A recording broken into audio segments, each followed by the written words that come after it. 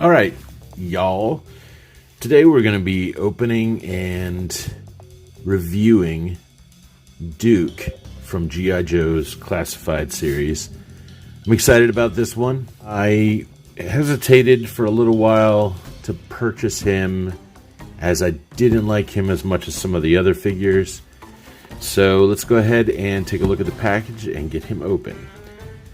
In the front here, again, you have the star cutout window so that you can see the figure and some of his accessories. Or in this case, I believe all of his accessories. You have the G.I. Joe logo, the Hasbro logo, his name, Duke, down here at the bottom. And then some character-specific art on the right that carries over to the side, in which we see Duke looking some menacing. And then beating Cobra Commander's ass. On the back, we have the poster that we've all grown to love. A bunch of the characters that are included within this line.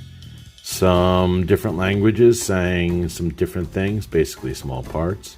Hasbro logo. On the side, we have all of Duke's achievements. You can check those out at HasbroPulse.com. And his number, which denotes order he came out in. On the top, you have a little bit of window, the G.I. Joe star, his number again, and on the bottom, just some old BS that nobody cares about. Before we get into opening and reviewing this figure, we have a new sponsor, AddictedCollectibles.com. They have all kinds of stuff up for pre-sale and for sale. Make sure to also check out their Facebook and Instagram accounts. At checkout, make sure you put in your discount code MANBOY Playroom. It's all one word, and you get a nice little discount. Thanks again to Addicted Collectibles, and let's get into this review. I'm open. All right. Oh, looks like that's about all of his accessories. Bunch of open window down here for more accessories, Hasbro, but that's cool. We'll deal with what we got.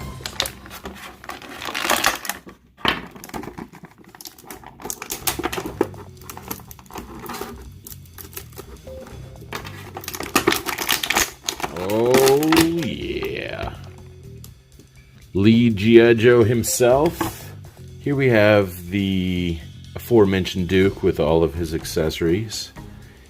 And I am a big fan of this out of the box. I love what Hasbro's been doing as far as articulation for this line, and the amount of sculpt and paint and detailing that's going on here is incredible. So let's go ahead and jump into that forthwith. Starting up at his head, I do like the face and sculpt and paint job. He is looking slightly over here to his left. In certain light, it looks like he's looking forward. In certain light, it looks like he's looking to the right, or his left, rather. I love the hair, the fade, the dry brushing that went on to give him a little bit of a, it's not frosted edges, but it just brings that blonde out. He looks like a person that I can't place. All kinds of little detail. He's got his Joe communicator on this loose strap that goes over his shoulder that gets out of the way of articulation and stuff. He's got some paint up on his straps, shoulder straps.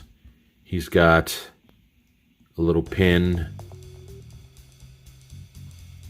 The paint on his shirt is super cool, just to break up that tan, kind of give him more of that Duke look.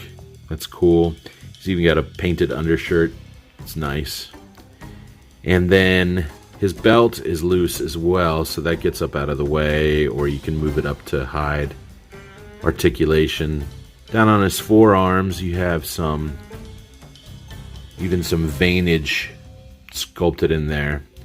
He's got this kind of knuckle guard on the back of his gloves that's been painted. This bracelet, or maybe that's the cuff of his glove, is silver. It's the only part of the paint job that I don't get, and I'm sure other people have been pointing it out.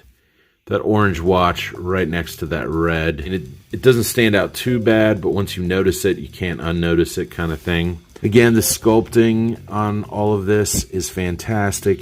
The wrinkles and the sleeves, got some pockets, all these pouches are super cool around on his belt and his strap that goes over his shoulder. He's got a loose holster that kind of hangs out on his upper thigh on his right leg. The pouch that's sculpted in below that kind of keeps it in place, covering that thigh swivel. That's nice.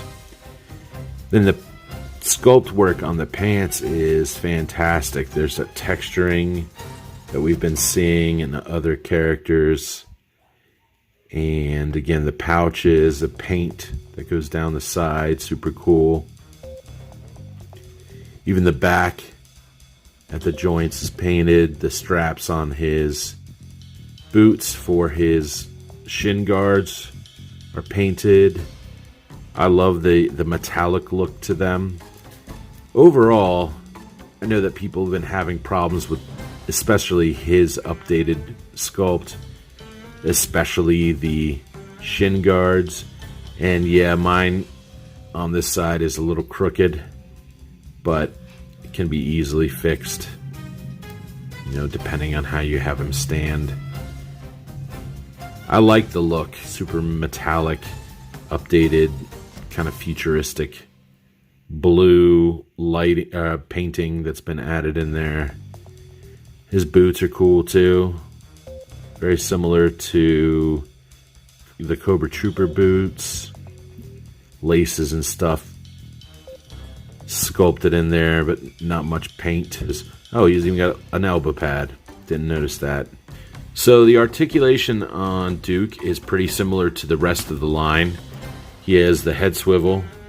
He has a ball joint up in the top of his head and one down in his neck.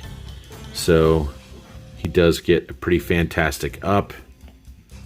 And he doesn't bury the chin, but he gets pretty good down. He also does get a nice head tilt because of those two balls.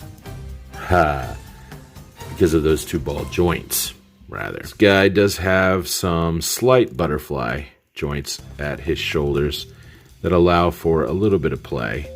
That's cool. His arms do come up. Let me see. His arms do come up about 90, and it does translate to a pretty good back.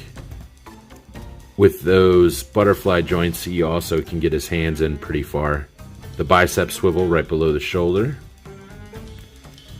Double jointed elbow that gets him better than 90.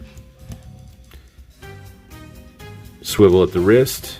Oh, this one, his left hand has a vertical hinge. His right wrist has the horizontal, which is kind of strange because that's usually a gun holding hand. I guess he's a lefty. That's cool. Down onto the waist, he does have a swivel. He can crunch forward that much. And way back. These G.I. Joe figures do have drop downs, so he can get out 90. He can get forward 90, and then he can get backwards about 45. So that's nice. Super nice. Thigh swivel, double jointed knee. That gets him pretty far up. Of course, some of the sculpting that's going on around his calf and thigh are going to keep him from going any further. That knee pad, though, covers up the joint. That's nice. He has a swivel below the knee, the top of the boot, and then down on his foot. He can kick it forward about that much. The shin guard does block that. Kick it back that much. and he does have a pin for ankle pivot.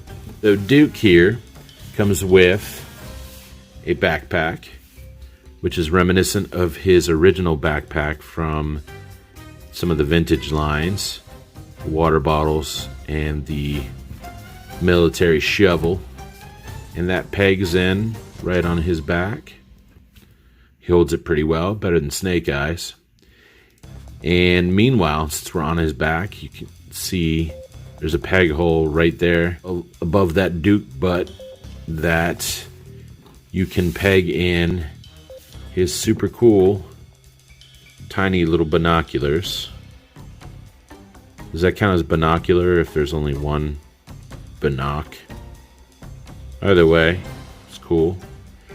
Fits into his hand too. Of course, it does have that strange peg sticking out of the bottom for no reason. But to store it, which is pretty important for me, so it's not really no reason. Peg that in right there, and that sits. That's nice. Honestly, it'll probably stay on his belt, but I like the option. So he also does come with a small pistol that looks a lot like the Baroness's. It does have, the top of it is painted gold, which is super nice. It does look like it is the same weapon as the pistols that come with Baroness. But that's cool. I like it. Slides right in his holster right there on the side. Super dope. And then last but not least, he comes with this cool rifle. Mine came out of the package. It's a little, as you can see, it comes up a little bit on the front. So I've been trying to bend it back just to make it a little bit more straight. And since he is a left-handed guy, we'll put it in his left hand. And like many of the other weapons, you just twist and pop. And that trigger finger will pop right in the trigger guard. And he holds it super well. And that's, I mean, that doesn't get any more Duke. That's a pretty good Duke. Kick-ass Duke. So what can I say about Mr. G.I. Joe himself, Duke here? He's kind of the de facto leader. You know, Beachhead is kind of up there. General Hawk is up there. Obviously, Flint. But for what we have right now, what we've gotten so far, this is a pretty good Joe leader. This sculpt is really nice. Really like the paint job too. He's got a lot of paint detail. His head too, his head sculpt is great. He looks like a real person. I mean, in figure form. I hope you guys enjoyed this review today. Let me know down below. What do you think of Duke? How does he rank in terms of your favorite Joes so far? I'd say he's about middle. He might be my least favorite Joe, even though I'm quite fond of him. That orange watch, though. Anyway, glad you guys stopped by. Hit that like if you would. Hit that subscribe if you feel like it.